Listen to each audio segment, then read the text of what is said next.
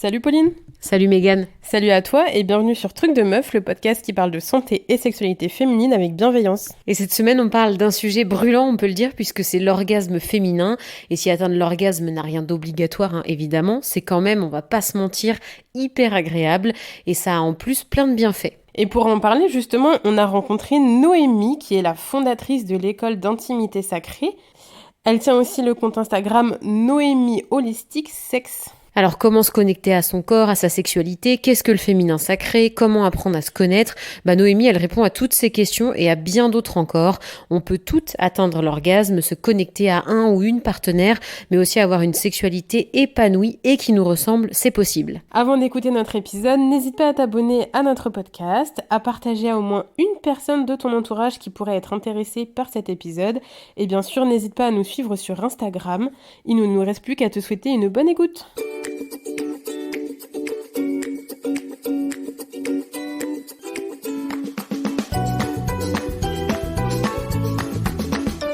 Bonjour Noémie et bienvenue sur Truc de Meuf. Bonjour Mégane, Pauline.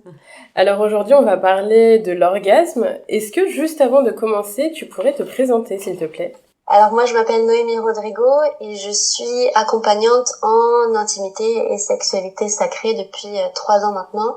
Et j'ai ouvert une école en ligne qui s'appelle l'école d'intimité sacrée où on accompagne des centaines de femmes aujourd'hui dans ce domaine-là. Donc c'est vraiment chouette. Et d'ailleurs, moi je t'ai trouvé sur le compte Instagram que tu as, donc c'est Noémie Holistic Sex, si je dis pas de bêtises. Est-ce que déjà tu peux nous expliquer un peu comment t'en es arrivée à traiter ce type de sujet? Quel est ton parcours? Ouais. Oui, alors j'ai souvent du mal à répondre à cette question justement parce que c'était ça plus ça plus ça qui m'a emmenée là. Moi au début j'ai eu une vie entre guillemets classique, j'ai fait mes études d'hôtellerie, j'ai travaillé 5 ans à Paris, enfin voilà, et puis j'ai fini en burn-out comme beaucoup de gens. Et puis après en fait je me suis intéressée petit à petit au développement personnel parce que je n'aimais pas du tout ma vie. Et ça m'a emmenée, alors je ne sais pas comment, mais ça plus ça plus ça, m'a emmenée vers le monde du tantra et de la spiritualité, le chamanisme. Donc j'ai pas mal fait de stages, de retraites, j'ai vraiment enchaîné. Et je me disais oui ok c'est là qu'il faut que j'aille. Et moi j'ai toujours été depuis mes 18 ans, j'en ai 27 aujourd'hui, j'ai toujours été en couple, j'ai toujours été en relation. Et donc ma sexualité elle allait vraiment pas, sauf que je savais pas que ça allait pas parce que j'avais pas d'exemple qui me montrait la différence entre ça c'est bon et ça c'est pas bon finalement, même si c'est pas forcément les bons termes, mais donc j'avais une sexualité que j'appelle un peu inconsciente. Je savais pas trop ce que je vivais, pourquoi, comment, et puis je n'étais pas du tout épanouie. C'était pas du tout la faute de mon partenaire ni de la mienne, j'avais juste aucun outil et aucune connaissance là-dessus. Donc voilà, c'est vraiment là que moi je me sens vraiment appelée, c'est les relations amoureuses et la sexualité. C'est là que j'ai vraiment c'est là que je vois que je me développe le plus en fait, que c'est là que je me découvre le plus, que j'apprends le plus, que je me transforme le plus. Et du coup dans le monde du tantra, c'est beaucoup ça qu'on travaille aujourd'hui, même si le tantra c'est pas que la sexualité, mais c'est une partie du tantra. Donc en faisant mon cheminement personnel, j'ai fait des rencontres amoureuses, intimes, et je me suis dit ouais, c'est vraiment là qu'il faut que j'aille. Et un jour, j'ai rencontré un homme qui m'a dit mais en fait je te vois très bien là-dedans, accompagner les femmes là-dedans. Je dis mais attends, comment ça? Parce que moi j'étais en études de naturopathie, je faisais le massage tantrique aussi, je faisais du reiki, mais c'était pas encore, c'était assez large ce que je faisais. Il m'a dit mais oui si, je te vois très bien là-dedans. Oui c'est vrai, pourquoi pas, parce que je le fais pour moi. Pourquoi je transmettrais pas déjà où j'en suis à d'autres femmes, même si évidemment je me sentais pas forcément légitime au début. Mais je me suis dit mais ça c'est vrai. Pourquoi je le ferais pas? Voilà. Mais ça l'est toujours, hein. De toute façon, ça s'arrête jamais, ça évolue, mais ça revient de temps en temps. Mais voilà. Donc c'est un peu comme ça que je suis arrivée là, j'avoue, grâce à un homme qui m'a dit, mais pourquoi tu transmets pas ce que tu fais aux autres? Et, puis voilà, après, je me suis formée dans plein de choses. Je me forme beaucoup aux États-Unis, qui ont quand même un peu plus d'avance que nous en France ici, sur ces domaines-là, un peu plus spirituels et sacrés de la sexualité. Et voilà, je suis là aujourd'hui, du coup. Et c'était du coup la question que je me posais, qu'est-ce que c'est le féminin sacré? Parce que c'est un terme, j'ai l'impression qu'on entend de plus en plus. Mais en fait, enfin, dans mon idée, hein, c'est vraiment, tu sais, s'honorer en tant que femme, c'est écouter son corps, être en accord entre son corps et son esprit. Mais c'est vrai que c'est pas forcément très concret. Enfin voilà, est-ce que tu pourrais nous expliquer un petit peu en quoi ça consiste? Oui. Alors c'est vrai qu'il y a féminin sacré et masculin sacré. Ça peut porter à confusion et ça peut même porter à, comment on dit, quand on se compare à d'autres personnes. Ah, elle est dans son féminin sacré, moi non. En fait, je pense qu'il faut arrêter ça tout de suite. C'est plutôt, chaque personne a du sacré en elle, comme on a du yin et du yang, du triste et du joyeux. Chaque personne a du sacré en elle. C'est juste que soit elle le sait pas, soit elle sait pas comment s'y connecter, soit elle choisit de pas l'incarner. Donc moi quand je vois féminin sacré, c'est même humain sacré finalement, masculin, féminin, peu importe ton sexe. Mais le côté sacré en soi, c'est le côté de je suis consciente de moi-même en fait, de mes pensées, de mes émotions. Je suis responsable aussi de qui je suis, de ce que je me fais vivre, de l'honneur et du respect que je m'apporte. Je suis consciente de mon corps, je suis consciente de mes choix. Je fais des choix, je suis libre de mes choix. Et du coup, j'honore, du coup, en effet, oui, ma yoni, mon utérus, ma poitrine, mon cœur, mes chakras, tout ça. Mais ce qu'on appelle sacré, ça va être reconnecté à son humain de base, en fait, son essence pure, avant qu'on ait été conditionné, avant qu'on ait été traumatisé de ci, de ça, d'avoir plein de couches par-dessus. On est tous un peu neutres, finalement. Quand tu nais, t'es neutre, en fait, et après, t'as des trucs qui viennent par-dessus toi, de ton vécu. Et en fait, le sacré, pour moi, c'est ça, c'est tu reconnais à ton essence primaire, quoi, animale, dans le sens tes instincts, les trucs simples, hein, manger, boire, dormir, la nature, la sexualité, le plaisir, tout ça. Pour moi, c'est ça le sacré de l'humain. C'est un peu l'humain qui est pas comme les chiens. Quand on nous On n'est pas apprend à conditionné, socialisé et tout ça. voilà, sociabiliser, chercher le mot. Merci. Oui, donc Ouais, ça n'a rien à voir avec la religion. En fait, c'est pas sacré au sens religieux du terme. ça dépend si on voit la religion de manière sacrée, que ça nous apporte du bien-être et que ça nous permet de nous aimer plus, d'être super connectés aux autres et à soi. On peut voir la religion comme sacrée. Pour moi, toute religion est sacrée. Après, c'est ce que t'en fais qui importe, je dirais. Moi, j'ai une petite question. Il y a un terme que tu as utilisé qui a retenu mon attention, c'est la yoni. Est-ce que tu pourrais nous expliquer ce que c'est, s'il te plaît? Oui, c'est vrai que j'utilise ce terme maintenant tout le temps. La yoni, c'est le terme sanskrit, donc c'est de l'ancien indien. Donc c'est les textes de tantra, ils sont écrits en sanskrit. Et ça veut dire le sexe féminin. Ça inclut la vulve, intérieur, le vagin, les ovaires, l'utérus et tout ça. Et le sexe, je vais y arriver, le sexe masculin en sanskrit, ça se dit lingam. Donc voilà, il y a yoni et lingam.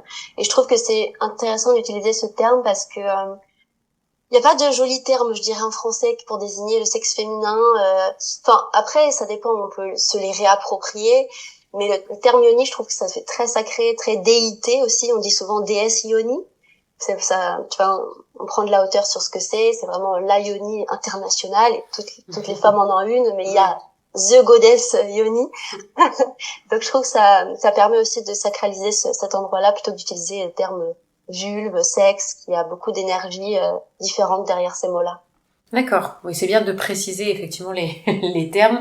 Et du coup, pour rentrer dans le vif du sujet qui nous intéresse, donc l'orgasme féminin, est-ce que justement tout ça, le féminin sacré, d'être en lien avec son corps, avec ses émotions, d'être connecté, ça peut aider justement à atteindre l'orgasme? Est-ce que c'est un peu ça l'objectif aussi de l'accompagnement que toi tu peux proposer aux femmes? Ouais, mais tout à fait. En fait, c'est ça qui est un peu différent dans ce que je fais. Enfin, et plein de gens le font, mais c'est un peu différent de ce que les gens peuvent penser et ce que moi je pouvais penser aussi au début. Et la plupart de mes clientes, quand elles rentrent dans mes programmes, elles me disent: ah, mais en fait, c'est pas que du sexe qu'on fait là. Je dis, non, pas que du sexe. Parce qu'en fait, on va pas apprendre à comment, je sais pas, moi, faire une fellation, comment avoir un orgasme en 3 étapes, comment. On s'en fout de ça. Si déjà tu aimes pas ton corps, tu aimes pas ta vulve, tu ne sais pas toucher ta vulve à toi, si tu n'as aucun rapport sacré et d'amour envers toi, envers ton partenaire, de respect avec toi, de respect avec l'autre, de poser mes limites, de machin, de connaître mon corps, comment il fonctionne, etc., comment mes conditionnements, mes traumas, ils ont eu un impact sur comment je ressens, comment je suis en lien avec les autres, etc. Ça sert à rien de savoir comment avoir un orgasme en 3 étapes. Tu l'auras pas de toute façon. Ou alors tu l'auras, mais ça sera tellement peu par rapport à ce que tu es capable de ressentir. Donc, ce qui est important d'abord, c'est en effet, comme tu as dit, de se reconnecter à son humain, à son corps physique, vraiment dans sa chair. Moi, je travaille avec le corps physique et le corps énergétique. Donc, ça va être comment je fais circuler mon énergie en moi, ok. Mais ça va être aussi comment est-ce que je touche mon corps, comment est-ce que je touche ma vulve en conscience. Est-ce que je suis en mode, je me caresse tous les soirs sous ma couette pour m'endormir en 2 secondes et je réfléchis pas à ce que je fais? Ou est-ce que je suis vraiment là présente avec moi, avec mes sensations et pourquoi je le fais? Et pourquoi je le fais? Pourquoi est-ce que je fais l'amour? Être vraiment conscient de chaque chose que tu fais, même jusqu'à aller à ton hygiène de vie, hein, sport, nutrition, tout ça, ça va avoir un impact sur ta sexualité et sur la relation que tu as avec ton ou tes partenaires, quoi. Oui, donc c'est vraiment un aspect global. On sort de la mécanique pure pour rentrer vraiment dans la tête. Est-ce que ça veut dire que si on n'est pas bien dans son corps, on peut pas jouir? Je dirais pas ça, parce que en fait ça dépend tellement des gens. Il y a plein de femmes que je connais, des amies d'ailleurs, qui détestent leur corps, mais elles sont multi-orgasmiques, elles arrivent à avoir des orgasmes en 2 minutes que moi je n'ai. J'arriverai jamais à faire ça, par exemple, je sais pas avoir un orgasme en 2 minutes, même avec moi, même avec des partenaires. Parce que, bah voilà, mécaniquement, elles savent, tac, tac, tac, étape 1, étape 2, tac, orgasme. Et d'autres femmes, ça va être l'inverse, en fait. Elles ont besoin de plus de temps, ou plus de présence, elles ont besoin d'un lien avec un partenaire, ou avec elles-mêmes qui nécessite plus de temps. Ça dépend vraiment des femmes. Je pense pas que si tu hais ton corps, tu t'as pas forcément d'orgasme. Tu peux haïr ton corps et avoir des orgasmes. Tu peux aimer ton corps et pas avoir d'orgasme. Ça dépend vraiment des personnes. Donc, c'est plutôt comment est-ce que tu vis ta sexualité qui va te mettre dans des états orgasmiques pendant le sexe ou pas d'ailleurs, mais tu vas être dans des états orgasmiques et après oui, tu peux avoir l'orgasme à la fin, mais c'est pas ce que tu vas préférer finalement après quand tu développes vraiment ta sexualité, c'est vraiment l'acte en lui-même, la présence, toutes les différentes vagues de sensations que tu peux expérimenter, le lien avec l'autre, etc. Plutôt que l'orgasme en soi qui dure, allez, si t'as de la chance, 30 secondes. En général, c'est plutôt 5. Donc, donc voilà. Mais évidemment, travailler tout ça, ça va avoir un impact sur tes orgasmes. Mais c'est pas ce qu'on va travailler en premier, je dirais. Et du coup, les femmes qui viennent te voir, elles ont quelles attentes, dans quelle démarche elles sont? Est-ce que c'est plutôt justement des femmes qui sont complètement déconnectées, qui ont vécu des traumatismes, qui n'ont jamais eu d'orgasme? C'est quoi le type de personnes qui font appel à toi? Oui. Alors, la plupart des gens qui font appel à moi, des femmes qui font appel à moi, faut savoir qu'il y en a, on va dire 1,8 sur 2 qui ont vécu des traumas, des abus, des viols, des incestes, et le plus souvent c'est de l'inceste. Et donc soit elles s'en souviennent, et puis elles ont quand même construit leur sexualité là-dessus, soit elles s'en souviennent pas et elles commencent à s'en souvenir. Il y a un peu des deux. Et en fait, dans tous les cas, elles voient que de toute manière leur sexualité plus relation amoureuse avec leur partenaire plus vie de manière générale, parce que tu peux pas avoir une vie épanouie et une sexualité pas épanouie. Enfin, tu peux pas, avoir une sexualité épanouie et une vie épanouie. C'est quand même très corrélé, même si tu peux avoir du bonheur, hein, c'est pas la question. Mais bref, de manière générale, c'est des femmes qui se sentent totalement perdues, qui ont perdu le goût de la vie en fait, donc le goût du plaisir, et donc forcément c'est lié à la sexualité. Et elles ont pas ou très peu de plaisir dans leur sexualité, et avec leur partenaire, elles se sentent vraiment déconnectées. C'est un peu le cliché de bah ouais, ça fait 15 ans qu'on est ensemble, la flamme s'éteint, c'est normal. Non, c'est pas normal. Et la sexualité descend, enfin décrépit un peu et moins bien qu'avant. Ça veut pas dire qu'avant elle était forcément bien, on pouvait croire qu'elle était bien parce qu'on faisait amour souvent, mais ça veut pas dire qu'elle était forcément bien. Mais on sent un changement, quoi. Ça décline ouais, de toute façon, ouais. c'est ça. C'est ça. Donc c'est beaucoup ça, et en tout cas oui voilà, la plupart ont vécu beaucoup de traumas et savent que ça a un impact sur leur sexualité, mais elles savent pas vraiment comment se libérer de ça en fait, comment est-ce que cette chose qui m'est arrivée il y a 40 ans, ça a un impact maintenant sur comment j'aime, comment je ressens, comment je suis en rapport avec mon corps. Et donc c'est ça qu'elles viennent chercher, c'est vraiment retrouver donc ce féminin sacré, ce côté sacré avec elle-même, cet amour d'elle-même et même ce plaisir en fait. Elles cherchent pas, même si ce qu'elles viennent chercher c'est ah ouais, j'arrive pas à avoir d'orgasme, donc bah je vais aller dans cette école qui parle de plaisir sexuel. Au final c'est bien plus large que ça. C'est vraiment cette vitalité en elles qu'elles ont plus parce que bah elles ont du plaisir dans rien quoi, et dans les relations comme dans la sexualité et dans leur vie de maman et dans leur travail et tout ça. Du coup ça a un impact là-dessus aussi. Mais ce que tu disais, si toi t'es pas bien dans ta vie, avoir une vie sexuelle épanouie, c'est d'autant plus difficile puisqu'il faut être dans un bon état mental pour pouvoir avoir une sexualité qui se passe bien. C'est ça, mental et physique et émotionnel et au niveau de ton système nerveux aussi.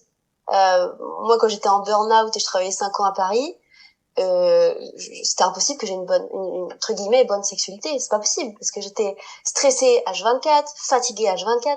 Mon corps, il est pas apte et prêt à s'ouvrir, à prendre un moment avec mon partenaire, prendre un moment avec moi. Non, en fait, j'étais tellement déglinguée. En fait, c'était vraiment le mot. J'étais déglinguée, j'étais fatiguée, j'étais stressée, j'étais malheureuse, j'étais pas bien. Je peux pas être ouverte à la sexualité, au plaisir. C'était impossible. Je faisais l'amour une fois par mois et c'est tout, quoi. Alors que là, aujourd'hui, j'ai créé une vie qui me ressemble, où je suis libre, etc. Et je fais l'amour quasiment tous les jours avec mon partenaire. On prend vraiment, il y a au moins 1 heure par jour et c'est quasiment tous les jours. Et c'est pas parce que je sais pas quoi. D'ailleurs, ça fait 3 ans qu'on est ensemble. Et c'est de mieux en mieux, en fait. Ça évolue. Notre amour, il grandit plutôt que descendre. Notre relation a grandi aussi parce que notre vie autour fait que aussi on a l'espace pour ce temps entre nous, pour développer notre sexualité. Lui aussi développe sa sexualité, comme j'appelle sacrée, avec lui-même. Et du coup, ça a un impact sur la nôtre. Ça, c'est très important. C'est pas que la femme qui doit bosser.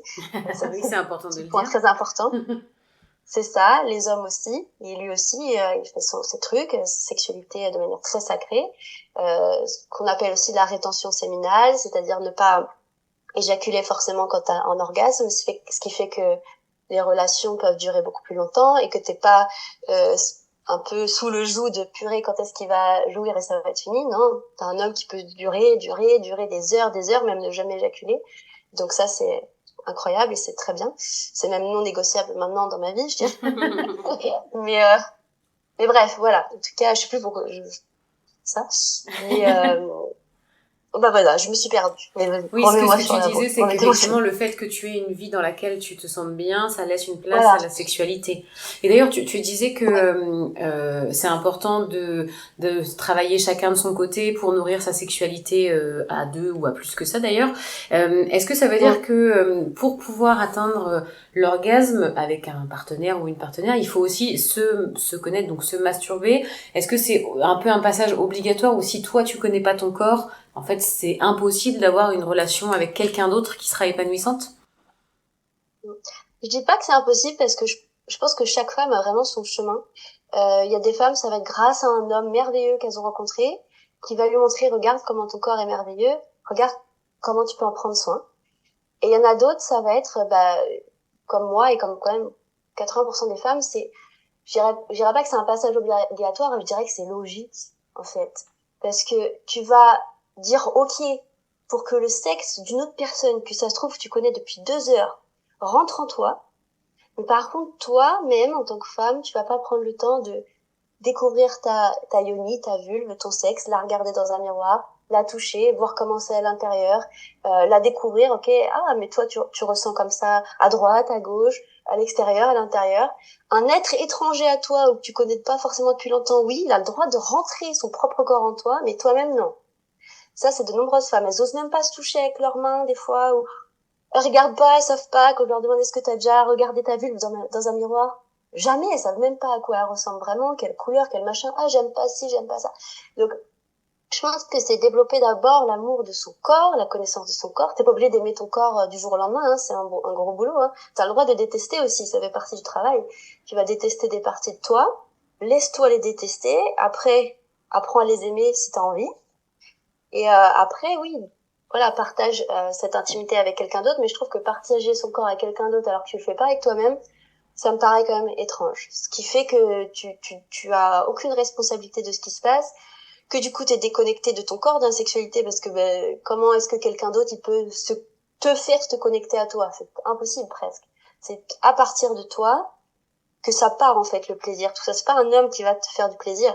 Tu peux avoir le meilleur amant du monde, Ryan Gosling, dans ton lit, que tu peux ne rien ressentir si ton corps est tout crispé, s'il sait pas ressentir, si t'as peur, si ta yoni elle est pas en confiance avec toi. Ça dépend pas de l'homme, ça dépend vraiment de toi. L'homme peut en effet t'ouvrir une porte, mais 80% ça vient de toi, quoi. De comment est-ce que tu t'ouvres à l'autre, et comment est-ce que tu laisses ta yoni diriger aussi. C'est pas ta tête qui dirige, c'est elle qui dit oui, là c'est ok, non là c'est pas ok, j'ai envie de ça, j'ai pas envie de ça. Je pense que c'est vraiment une responsabilité aussi de soi et un respect de soi de se découvrir soi-même. C'est pas forcément se masturber pour se masturber, Mais ça rassurer certaines femmes qui, par exemple, n'ont jamais eu d'orgasme, qu'elles y arrivent avec elles toutes seules d'abord, plutôt que d'attendre que ce soit le sexe d'un homme, surtout que ça se passe pas du tout de la manière dont tu te masturbes, dont tu te touches même, et la manière dont un homme va te toucher ou faire l'amour avec toi. Donc je pense que pour pouvoir dire à ce que t'aimes à quelqu'un aussi, faut savoir comment tu fonctionnes, quoi. C'est un peu des étapes un peu logiques finalement. Toi, qu'est-ce que tu conseilles, par exemple, toi, quel a été ton cheminement pour apprendre à te connaître et apprendre à savoir finalement ce que tu aimais? Est-ce que c'est passé simplement par le fait de découvrir ta yoni, te toucher, etc. Qu'est-ce qui a fait que ça a pu t'aider et faire évoluer justement l'apprentissage de ton corps, même la découverte de ton corps finalement, et la découverte de ce que tu aimais dans ta sexualité? Alors moi j'adore la danse libre, c'est-à-dire déjà mettre une musique comme ça, enfin une playlist, et danser comme ça, pas en mode ok, faut que je danse devant un miroir pour ou danser comme tu danses en boîte, c'est vraiment bouger quoi. Et en fait, du coup, ça nous fait vraiment rentrer dans notre corps petit à petit. Et moi, c'est vraiment la danse libre, la danse intuitive, la danse extatique, ça a plein de noms différents, qui m'a vraiment aidé à me dire, ah, ok, en fait, il y a de la vie là-dedans, quoi. Il y a des émotions, il y a des énergies, il y a des trucs, il y a de la rage, il y a de la colère, il y a de la joie, il y a de la tristesse, il y a plein de choses. Et, donc, il y a vraiment la danse, le mouvement, en fait. Et ça fait partie des piliers en tantra. C'est le mouvement, la respiration et le toucher. Donc, c'est un peu ces trois points-là, moi, que j'ai travaillé pour moi, donc, par le mouvement. Même le mouvement quand je suis avec mon corps, je peux avoir une sensualité, un érotisme avec soi-même sans forcément être dans de la masturbation. Et je crois même que si on cherche le terme, l'origine de ce mot-là, masturbation, c'est pas forcément joli. Je crois que ça veut dire se salir avec ses mains ou quelque chose comme ça en latin, un truc du genre. Donc c'est pas forcément un joli terme, mais voilà, déjà comment développer ma sensualité avec moi-même. Ah mais en fait je suis une femme sensuelle, j'ai de l'érotisme avec moi. Je peux être en train de marcher dans la nature et ressentir du désir, de l'énergie sexuelle, mais pas forcément du désir sexuel pour quelqu'un, il faut que je l'assouvisse. Non, c'est vraiment j'ai du jus vital en moi, qu'on peut appeler énergie sexuelle, énergie de vie, quelque chose comme ça. Donc déjà ressentir ça, de la vitalité en moi, ça m'a vraiment aidé. Et après en effet, oui, ça aide découvrir mon corps par le toucher, toucher ma poitrine, mon ventre, mes cuisses, ma yoni, la regarder dans un miroir, me dire ah, j'aime plus du tout ça, j'aime pas du tout cette couleur. OK, très bien. J'aime pas ça, j'aime pas ça. OK. Du coup, est-ce que je reste comme ça à pas l'aimer ou est-ce que j'apprends? OK.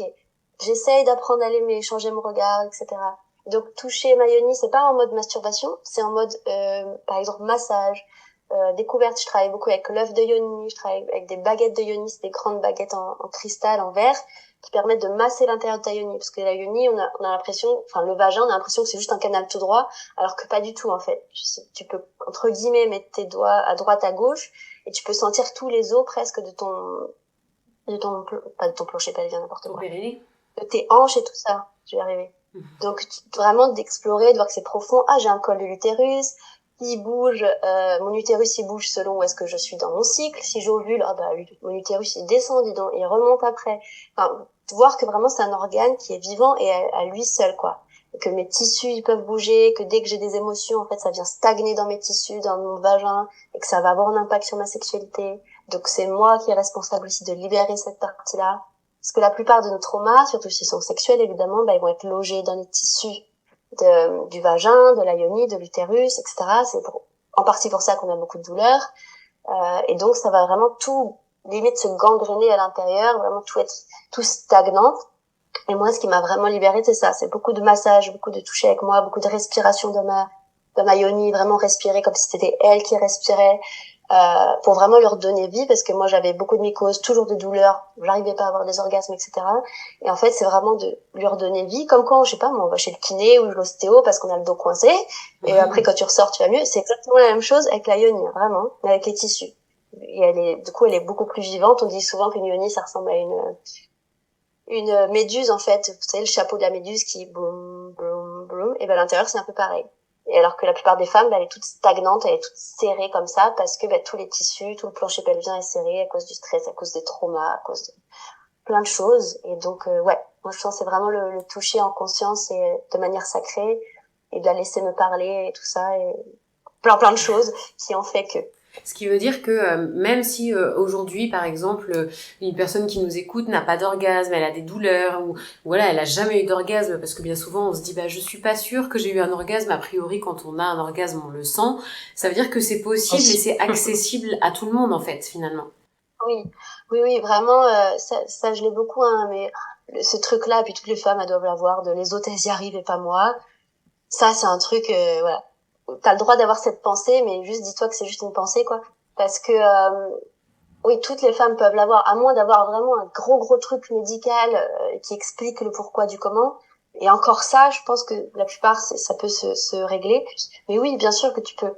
Et tu peux l'avoir de plein de façons différentes. Tant que t'as des nerfs autour de ta yoni, donc que ce soit dans ton clitoris, que ce soit dans ton vagin, etc., que t'as des nerfs donc qui captent des choses, des sens, tu peux avoir des orgasmes et du plaisir. C'est pas la question. C'est juste, ok, comment est-ce que je suis en rapport avec ma yoni? Comment est-ce que l'information va du cerveau à la yoni ou de la yoni au cerveau? Parce que on le sait, ça part beaucoup du cerveau, hein, l'orgasme, etc., l'excitation. Il suffit juste de penser à un truc parfois pour être très excité, alors que tu touches même pas. Donc déjà, en fait, est-ce que la connexion se fait bien? Quel trauma j'ai par rapport à ça? Quel conditionnement j'ai par rapport à ça qui peut bloquer?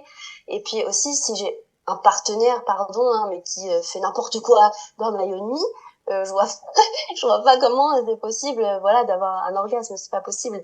Faut vraiment que votre yoni elle soit détendue, qu'elle puisse lubrifier, qu'elle puisse être vivante, que du sang puisse affluer dans votre clitoris qui entoure votre vagin.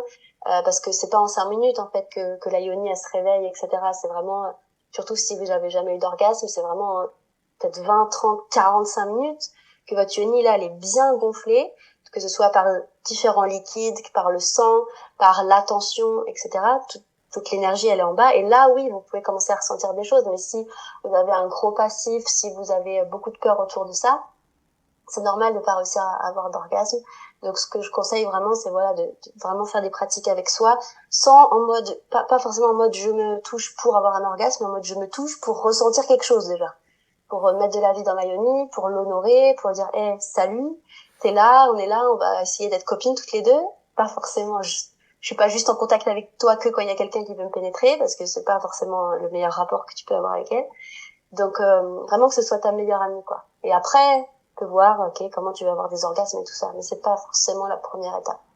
Oui, c'est en fait une question de patience, de prendre du temps et de même s'accorder du temps, parce que dans notre vie à toutes qui est chargée, surtout en plus si t'as un boulot, des enfants, des responsabilités, des choses à faire, c'est pas toujours facile de se dire ok, je prends du temps pour moi. Déjà avoir juste du temps pour soi, c'est pas simple, mais c'est d'essayer d'en faire un peu une priorité pour se reconnecter en fait. C'est ça, je dis souvent, j'appelle ça, il y en a qui appellent ça engagement envers soi, moi j'appelle vraiment discipline, quoi. Discipline, pas dans le sens on est à l'armée, mais dans le Ouais, sens c'est où militaire un peu. ouais, mais moi j'ai besoin de ce mot-là, et il y a beaucoup de femmes qui ont besoin de ce mot-là parce qu'il n'y a pas de secret, hein. Juste tes 15 minutes là que tu passes à scroller sur Instagram ou sur Facebook, tu vas juste les passer avec ta yoni, tu vois. Là, moi-même je suis là toujours, j'ai pas le temps, c'est pas vrai. Tu choisis où est-ce que tu mets ton temps, quoi. Faut vraiment, là je suis adorable comme personne, mais faut pas déconner. C'est si tu veux vivre ça, non mais vraiment, si tu veux vivre ça, tu le crées, quoi. Il y a pas de j'ai pas le temps. Si tu le fais, tu te prends 15 minutes avant ta douche, tu te prends 5 minutes, tu regardes ta yoni, tu la masses, tu lui parles, t'es pas obligé de passer 3 quarts d'heure, et tu fais quelque chose. Il n'y a pas un jour, si tu veux vraiment avoir des effets, te libérer de plein de choses, il n'y a pas un jour où tu parles pas à ta yoni. Il n'y a pas un jour où juste, je sais pas, des fois je mets juste ma main dessus, même si je suis devant Netflix, tu vois, je me masse comme un massage, comme si je me massais les pieds. Mais juste je masse ma yoni pour que le sang y circule, que tous les tissus soient vraiment comment dirais-je, soient de plus en plus élastiques, de plus en plus détendus. Il suffit que j'ai juste une engueulade dans la journée pour que mon corps il se tende un minimum, quoi. Donc mayonnaise aussi, donc je masse. Donc là, franchement, je suis adorable, mais il n'y a pas d'excuses là, les meufs. Si vous voulez que ça change, faut faire quelque chose, quoi. Ça changera pas et ce sera pas un mec qui va vous faire découvrir ceci, cela, peut-être, mais ça sera quoi? 20% de votre changement, le reste c'est vous, quoi. C'est vraiment vous, je pense qu'il y a vraiment cette responsabilité à avoir envers soi, même s'il y a plein de responsabilités, les enfants, le travail, le truc, t'as bien 15 minutes par jour. Ça, je veux pas l'entendre. Je veux pas entendre que t'as pas le temps. C'est vraiment un truc important pour moi, quoi. Et je me demandais d'ailleurs, quand tu sais, tu parles justement de se reconnecter à son corps, de féminin, de se toucher, est-ce que l'utilisation de sex toys, c'est quelque chose qui pour toi est va un peu à l'encontre de ça justement, de la connexion avec son corps, ou ça peut être un bon outil aussi? Encore une fois, ça dépend comment est-ce qu'on le fait, en conscience ou pas. Si on est en mode c'est un jouet extérieur qui va m'apporter du plaisir et je regarde même pas ce que je fais, je le mets en vibration à fond et merci au revoir. Oui, enfin, tu peux le faire, ok, si t'as envie, si t'as pas le temps, ça arrive de temps en temps, ok, mais c'est pas ça qui va te faire reconnecter à ton corps, déjà parce que ça ressemble pas du tout à de la sexualité, parce que ça te rapproche pas de toi-même, c'est encore un truc extérieur qui est en plus électrique, certainement fabriqué en Chine par des gens qui va dans ton vagin ou par-dessus ton vagin et qui te fait avoir des sensations, ça va pas t'aider, quoi. Ça va peut-être rassurer des femmes, ok, si elles n'arrivent pas à avoir d'orgasme, et que, hop, d'un coup, avec ce sextoy, elles vont y arriver. Donc, mentalement, elles vont se dire, ah, ok, en fait, je suis pas trop cassée, j'arrive à avoir des orgasmes, quand même. Donc, ça peut rassurer. Mais il faut pas se reposer dessus, quoi. Vraiment, moi, je n'utilise jamais, quasiment jamais. Ou alors, c'est pas des vibrateurs, c'est des jouets qui sont en verre, en cristal, mais voilà, c'est tout. Et c'est souvent avec mon partenaire, ou alors c'est plutôt que je les utilise en mode massage et tout ça. Mais je n'utilise pas en mode va-et-vient et vas-y. Non, ça a aucun intérêt. Donc, sextoy, oui, si tu le fais en conscience, et que pareil, tu mets du sacré dedans. Est-ce que ton sextoy là, il a un nom, que ce soit ton amant du mardi, j'en sais rien, et que tu fais un joli petit rituel sacré avec, pour t'honorer et te donner du plaisir, oui. Mais si tu le fais en mode sous la couette en 5 minutes pour t'endormir tous les soirs, non, là ça va pas t'aider, ça va être l'inverse. Et tiens, d'ailleurs, on en parle de l'orgasme depuis tout à l'heure, mais c'est quoi les bienfaits, justement, avoir un orgasme? Qu'est-ce que ça nous apporte? En quoi c'est important? Parce que c'est vraiment quand même très souvent quelque chose qu'on néglige, mais ça a quand même des vertus. Ouais. Je dirais que même que c'est plutôt l'état orgasmique, hein, plutôt que l'orgasme en soi, même si l'orgasme en soi c'est génial, hein. On voit partout sur les réseaux, oui, l'orgasme n'est pas une fin en soi, c'est vrai, Ah, mais si parfois t'en as un peu quand un, même. on va pas dire non. Attends, quand même. Et même si tous les deux en même temps, vous pouvez en avoir un, tant mieux. C'est pas grave si ça n'arrive pas, c'est pas un drame et c'est pas une obligation, mais si ça arrive, c'est le Graal. Donc, je dirais qu'en fait, ça libère des hormones dans le corps, donc de plaisir. J'ai pas les hormones, j'ai pas le nom des hormones là en tête. Ça, c'est bien, faudrait que je me repenche dessus parce que je me rappelle plus exactement du nom exact des hormones, mais voilà, c'est plein d'hormones du bonheur et donc toutes les hormones du bonheur sécrétées donc toutes par vos glandes au niveau de votre cerveau, ça va avoir un impact sur tous vos autres glandes et tous les autres glandes dans votre corps, elles gèrent la digestion, elles gèrent donc la digestion c'est genre 80% de votre santé, même si ce n'est pas plus. La digestion, vos émotions, je sais pas moi, le taux de stress, voilà, plus tu relâches des hormones de plaisir et de détente, ça relaxe ton système nerveux. Donc ça va avoir un impact sur la vieillesse, ça va avoir un impact sur absolument tout en fait. Et sur surtout la manière dont tu es en relation avec la vie, avec les gens, avec tes enfants, à ton travail. Si voilà, on dit souvent l'expression ah ouais, elle est mal baisée, elle. C'est horrible comme expression, Oui. mais c'est pas forcément faux. En fait, c'est pas forcément faux non plus. Parce que bah oui, ça joue sur ton humeur, sur tes états un peu dépressifs. Moi, je suis très très dépressive de base. Dans ma famille, c'est un peu ça. Et en fait, le fait que ma sexualité et que je vive des états orgasmiques tout le temps, c'est non négociable. Maintenant, c'est dès que je fais quelque chose, dès que je mange, dès que je regarde la nature, dès que je bouge, je suis dans un état de sensualité qui est là. Même si elle est à 10% par rapport à 100% quand je suis avec mon partenaire. Mais c'est toujours là. C'est pas juste une fois tous les 45 du mois que j'ai un orgasme parce que c'est bien, quoi. C'est vraiment un truc à cultiver, quoi. Du coup, ça, j'ai déjà entendu dire, mais je sais pas si c'est une info ou une intox, mais est-ce que ça a un impact aussi sur les douleurs? Je sais que par exemple, moi, quand j'ai des problèmes de santé, des douleurs neuropathiques, je sais que ça a déjà aidé à faire diminuer. Est-ce que c'est le cas pour tout le monde? Est-ce que c'est pas forcément le cas pour tout le monde? Est-ce que c'est juste moi qui suis chanceuse? J'ai déjà entendu ça souvent et c'est vrai que après un orgasme qui relâche plein d'hormones. Alors déjà, quand tu as un orgasme en général aussi, ton corps il s'active. Hein. T'as tous tes vaisseaux qui s'activent, t'as ton cœur qui bat plus vite, t'as ta respiration aussi qui s'active. Donc il y a tout ton corps qui est en action en fait. Comme quand tu fais du sport, ça a un impact sur ta santé. Là, c'est un peu la même chose. Mais en effet, oui, relâcher ce taux d'hormones là d'un coup, et c'est pour ça qu'aussi les gens peuvent être très accros à la masturbation, c'est que ça relâche un taux d'hormones énorme auquel on peut devenir addict. Donc c'est pas forcément bien, mais ça dépend comment c'est fait, encore une fois. Bref. Mais oui, en effet, ça a un impact sur les douleurs menstruelles, sur les douleurs, les maux de tête, même les douleurs du ventre, du bas du dos, souvent. Ça a souvent un impact, ouais. Parce que ça met ton corps en action, en mouvement, donc ça fait circuler tout ça, et aussi ça libère des hormones que j'ai plus le nom, mais qui sont super chouettes. Donc oui, ça a un impact. Voilà. Et je me demandais aussi, tu sais, on a une vision un peu biaisée de l'orgasme féminin, notamment à travers la pornographie. Est-ce que toi, pareil, avec les femmes que tu as pu recevoir, que tu peux guider, il y a un peu des attentes qui sont irréalistes aussi, de se dire, hop, il faut que ça soit super rapide, super expressif, et puis il faut que ton sexe, il ait telle forme, telle allure pour que ça marche. Et en fait, t'as des femmes qui elles-mêmes se disent, bah moi, ça me concerne pas parce que je ne rentre pas dans ces cases, en fait. Ouais. Alors, je pense qu'il y a moins de femmes qui regardent du porno que les hommes, mais pas forcément tant que ça. Moi, j'ai jamais été dedans. J'ai jamais regardé trop. Ça m'a toujours dégoûté. En fait, je trouve ça tellement... Bon, bref, loin de la réalité. Mais ce que j'ai pu voir, et puis moi, je parle beaucoup avec des hommes, du coup, qui regardent, ils me disent, oui, en fait, ça t'éloigne en effet de la réalité, parce que bah, un porno, c'est quoi à la base? Je crois que c'est le truc qui rapporte le plus d'argent au monde, voilà, avec l'immobilier et ce que vous voulez. Bref, donc il faut que ça soit le plus rapide possible à l'image, et il faut que ça libère le plus d'hormones possible chez celui qui regarde. Voilà, ça me dérange là parce que j'ai la gorge qui comme quoi je déteste vraiment ce monde-là. En fait, ouais, ça a un impact parce que du coup, on va se comparer, en effet, et se dire, si moi, je suis pas comme ça, c'est que ça va pas chez moi, que j'ai un problème. Si je sais pas, si j'ai pas cet homme qui fait ça, si je réagis pas comme ça.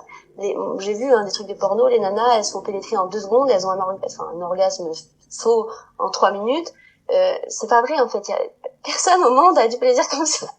Alors que ça dépend peut-être si vraiment t'es super connecté avec ton mec, que tu l'as pas vu depuis 2 semaines et tout ça, ça peut ressembler à ça, mais ça veut pas dire que tu vas kiffer, parce que ta yoni, elle est même pas prête. T'es là, t'es dans ta vie, et puis d'un coup, tu te fais pénétrer par un truc d'un diamètre de je sais pas quelle taille. Ça a aucun sens, en fait. C'est pas possible. Moi, j'avais une question. Du coup, on entend souvent dire que l'orgasme féminin, ça prend du temps à venir, etc.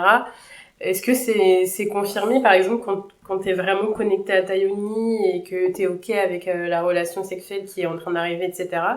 Est-ce que c'est plus rapide ou est-ce que non, vraiment, c'est quelque chose qui est vérifié, l'orgasme féminin met plus de temps à arriver que l'orgasme masculin? Franchement, ça dépend des femmes, parce que moi, j'ai des femmes et des copines qui, c'est l'inverse. Elles ont une sexualité beaucoup plus débordante que leur homme. Et qui jouissent très vite et plusieurs fois et tout ça, alors que le gars il prend beaucoup plus de temps. Mais de manière générale, l'orgasme féminin prend plus de temps parce qu'en fait les femmes elles sont traumatisées depuis des milliers d'années dans leur sexualité, donc elles ont pas pu développer ça dans leur gène, quoi, tout simplement, de jouir facilement, de manière naturelle, entre guillemets rapidement, même si ça veut rien dire, parce que voilà, ça dépend combien de temps t'as et combien de temps t'as envie de passer aussi.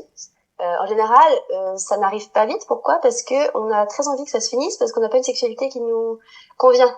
Donc on se dit bon vas-y, et on veut que l'autre y finisse, et du coup t'as même pas le temps de penser à tes propres sensations, que t'as juste envie que ça se finisse. Et en général, ça dure peut-être 5 minutes, quoi, ou 10 minutes. Donc forcément, t'as pas le temps. Mais aujourd'hui, en effet, la plupart des femmes peuvent prendre plus de temps que les hommes, parce que les hommes, eux, ne savent pas aussi contrôler leur sexualité, parce qu'ils sont très go go go go go go et hop éjaculation. Nous on n'a pas ça, on n'est pas sous le joug de l'éjaculation, donc on a le temps de toute façon. C'est juste eux qui n'ont pas le temps, donc on essaie de se caler sur quelqu'un qui a un organe qui est pas du tout comme le nôtre. Donc ça nous brille un peu le cerveau.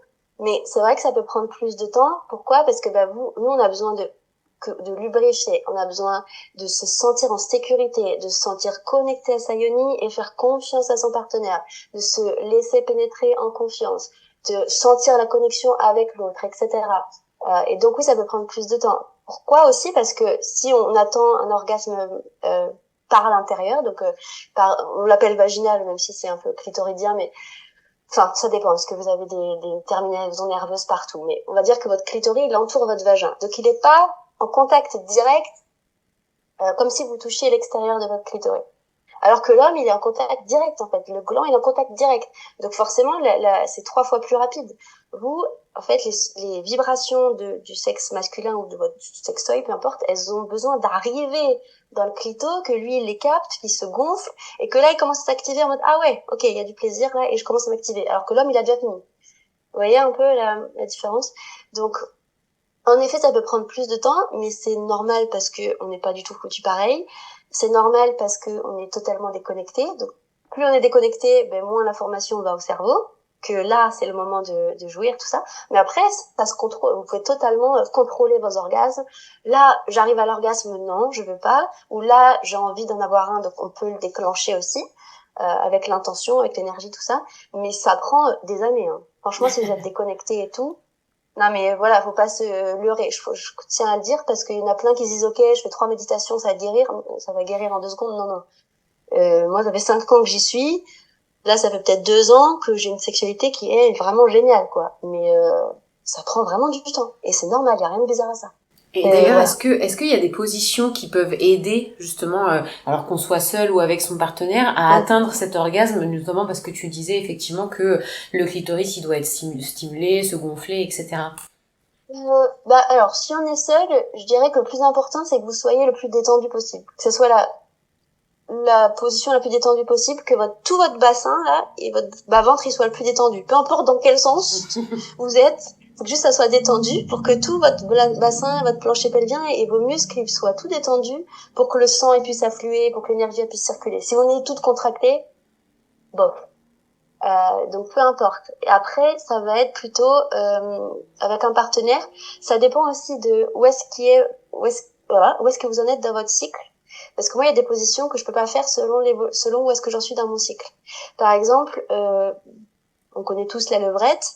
Si je suis en ovulation ou juste avant mes règles, mon utérus, il descend un peu. Donc votre col de l'utérus qui est tout au fond, il se ravance un petit peu. Donc vous allez plus sentir les à-coups du sexe de votre partenaire. Si ça vous fait mal, c'est pas normal non plus, parce que voilà, le col, il a beaucoup de trauma dedans, il devrait être tout détendu alors qu'il l'est pas chez la plupart des femmes. Mais bref, je vais être beaucoup plus sensible à ces périodes-là, dans des positions qui vont vraiment beaucoup stimuler cette partie-là, alors que si je suis par exemple, s'il est par exemple allongé sur moi, ça va beaucoup moins stimuler mon col, et donc il va être moins douloureux. Voilà, en fait, ça dépend de ce que vous recherchez. Moi, je pense la meilleure qui stimule à la fois le col de l'utérus, le vagin, tous les tissus vaginaux et le clito, c'est quand vous êtes dessus. Je connais pas les noms, j'avoue. Amazon, je crois. Oui, je crois que c'est ça, ouais, l'Amazonie, il me semble. Quand on est dessus, que l'homme il est allongé un peu surélevé, qu'il a des coussins derrière lui, qu'il est allongé, donc que son torse il est pas à fond allongé mais qu'il est un petit peu relevé, et que vous êtes dessus, vous mettez un peu d'huile ou de lubrifiant, ça vient stimuler le clito extérieur et à la fois l'intérieur, si vous êtes assise sur lui. Moi j'adore ce truc, et c'est ce que je préfère, je crois, et c'est ce qui stimule à peu près tout. Et lui il peut être là, tenir, vous pouvez être allongé sur lui, assis sur lui. Je pense que c'est la plus sympa, mais vous allez rien ressentir si par contre votre col de l'utérus, enfin vous allez pas trouver ça agréable si votre col de l'utérus il est tout tendu, à cause de plein d'à-coups, à cause de plein de traumas, de plein de choses. Donc c'est pour ça que les massages internes, dont ceux du col de l'utérus avec des baguettes par exemple qui vont jusqu'au fond de l'utérus, c'est bien pour détendre. Et d'ailleurs, ça, est-ce que c'est des choses dans lesquelles on peut se lancer toute seule, ou est-ce qu'il vaut mieux être formé? Parce que, enfin, moi, tu me dis se masser avec des baguettes, je me dis, est-ce que je vais aller au bon endroit? Parce qu'on a quand même pas beaucoup de connaissances aussi de comment on est faite au niveau du vagin, de la vulve, du col de l'utérus. Donc, est-ce que on peut se lancer tout seul, ou est-ce que c'est mieux quand même de se former un petit peu à savoir comment ça marche à l'intérieur? Ouais, je pense que dans tous les cas, on se lance pas tout seul tant qu'on n'a pas quelqu'un qui nous a un minimum expliqué, parce qu'on sait même pas que ça existe finalement. Donc on se lance pas du tout. Mais c'est vrai que quand tu sais que ouais, il y a l'œuf de Yoni qui existe, apparemment c'est bien l'œuf de Yoni. OK. Et ben toutes les clientes que j'ai eues qui ont juste eu ça comme info, qui ont juste foutu leur œuf de Yoni à l'intérieur, bah ça va pas changer grand-chose quoi, parce que bah ouais, je fais quoi maintenant avec ça? Donc oui, en effet, c'était bien d'apprendre comment utiliser l'œuf de plein de façons différentes, de manière douce, pour libérer, de manière pour activer, de manière pour ceci, cela. Les baguettes, c'est pareil. peux les utiliser, mais ok, ça, je fais quoi avec ça, et ça sert à quoi, et comment je respire, et comment je bouge, et comment je touche, et où est-ce que j'appuie. Donc, c'est vrai que en fait, c'est un truc à apprendre, ça. En effet, je pense que c'est mieux de se former. Moi, j'ai appris en me formant, hein, et je forme à faire ça, c'est mon métier. Euh, mais c'est vrai que toute seule, j'aurais pas su forcément quoi faire. Et pourquoi, en fait, ça sert à quoi, surtout. J'aurais pas su à quoi ça sert. Vraiment. Et puis, comment est-ce que je peux accompagner ça avec ma conscience, mon énergie, mon souffle, le mouvement, le toucher, pour que je vois que ça a un effet, en fait. Comment est-ce que je vois qu'il y a un trauma qui est en train de se libérer, là? Comment est-ce que je vois que ça a un impact et que je suis en train de recréer une réalité, qui me convient à l'intérieur de ma yoni, etc. Donc ouais, je pense qu'il faut avoir un minimum de connaissances, sinon tu sais pas pourquoi tu fais ça et ça a pas forcément d'impact. Est-ce qu'il y a quelque chose sur le sujet que tu voudrais rajouter, ou est-ce qu'on passe au vrai et faux, les idées reçues qu'on peut avoir sur l'orgasme féminin? Je réfléchis. Bah ouais, en fait là du coup parce que je crois que le thème en fait de ce podcast, voilà, c'est l'orgasme féminin. Mais en fait, je pense que c'est bien. En fait, je comprends. C'est un truc. Déjà, c'est un terme. L'orgasme, c'est le truc, un des termes les plus marketing que je connaisse. Comment avoir un orgasme? Parce qu'on s'arrête toutes là. On n'a pas. On n'aime pas notre sexualité. Enfin, beaucoup de femmes n'aiment pas leur sexualité, ne sont pas satisfaites. Donc, elles vont chercher comment avoir un orgasme, et c'est ça qui va me satisfaire dans ma sexualité. Je peux vous assurer que c'est pas parce que vous avez des orgasmes que votre sexualité, elle va vous satisfaire. Moi, avant, j'arrivais à avoir des orgasmes. Je connais plein de nanas qui arrivent à avoir des orgasmes. Parce que c'est mécanique et c'est bien activé, elles ont touché les beaux endroits et voilà. Mais en fait, c'est pas ça qui va forcément vous faire que vous êtes épanoui dans votre sexualité. Je pense que le plus important, c'est la connexion que vous avez avec vous-même, genre comment je m'honore, je crois que c'est le truc le plus beau que vous pouvez faire. Comment j'honore mon partenaire, comment j'honore le sexe de mon partenaire. C'est pas juste un sexe, une bite ou je sais pas quoi. C'est comment est-ce que je peux voir le sacré dans l'autre aussi. Dans mon partenaire, qui est un homme, etc., ou une femme, peu importe.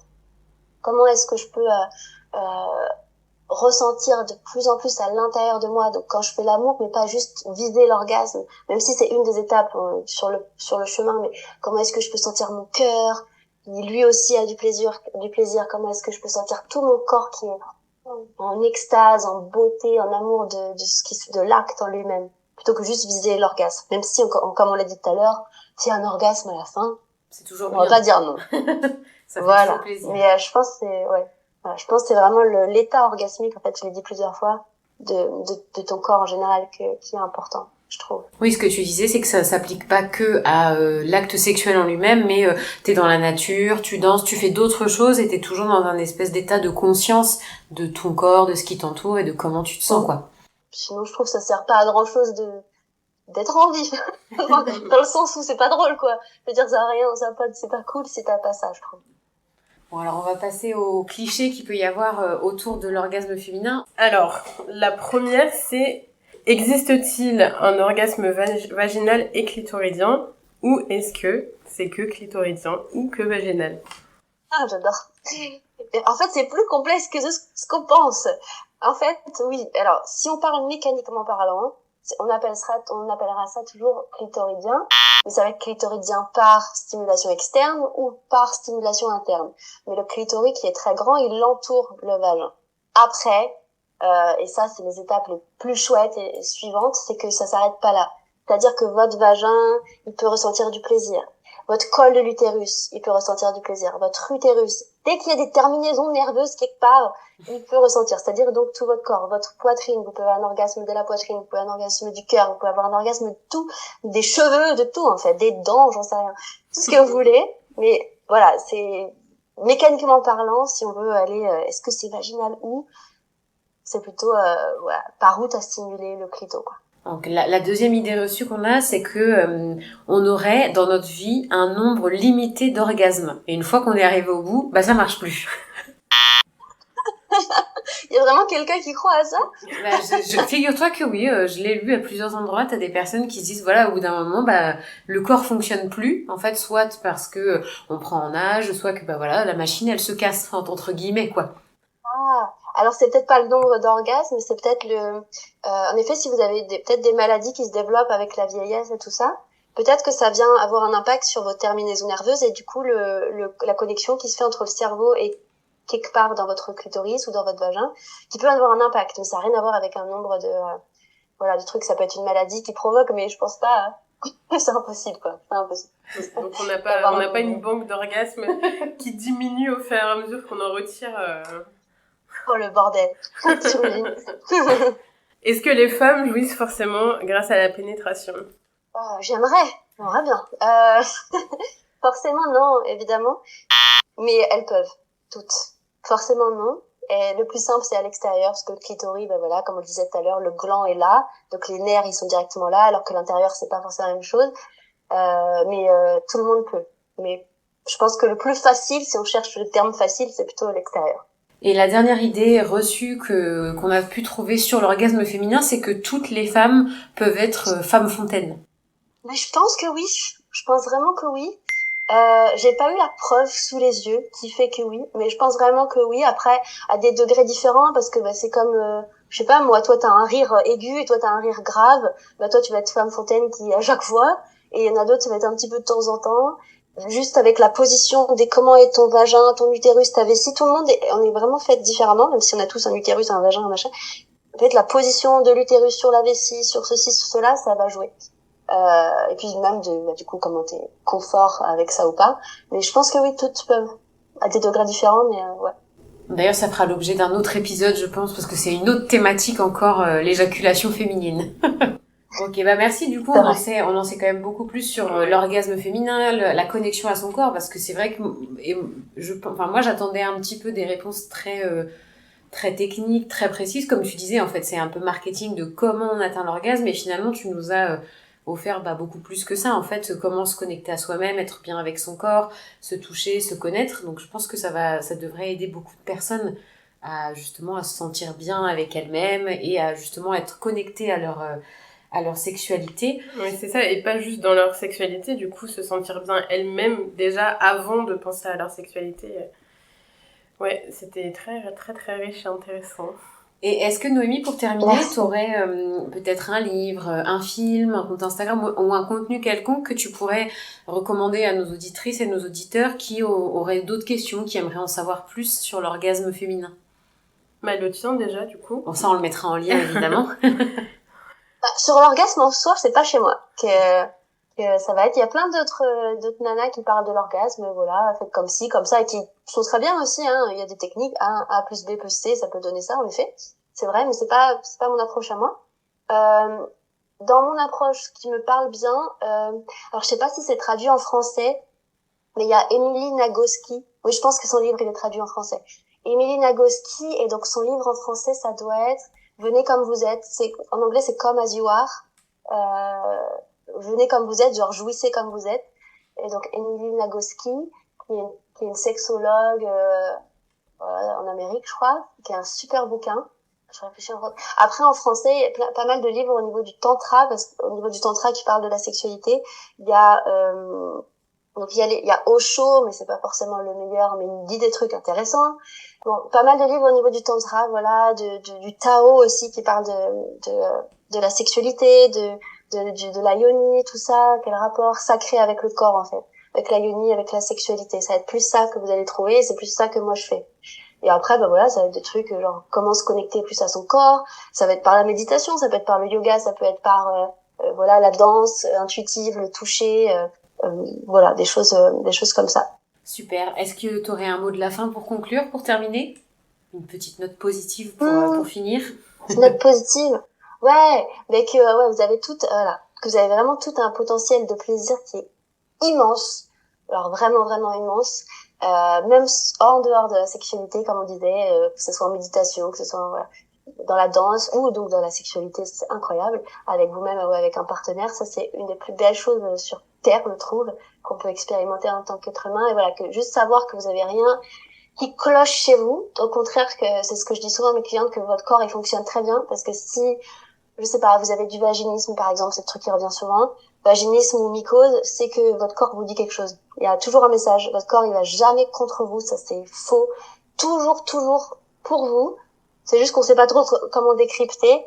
Mais voilà, vaginisme, ça veut dire, écoute, non, je veux plus cette sexualité, ou alors j'ai des traumas, donc je ferme. mycose, ça veut dire ce qui vient en moi, ça ne va pas. Voilà, ça va être plein de choses comme ça. Donc juste savoir quand même décrypter les messages de son corps et comment est-ce qu'on peut commencer à s'honorer là aujourd'hui en 2023, il serait temps quoi. Voilà. Merci beaucoup Noémie. Merci. Avec plaisir. Merci de m'avoir accueillie là.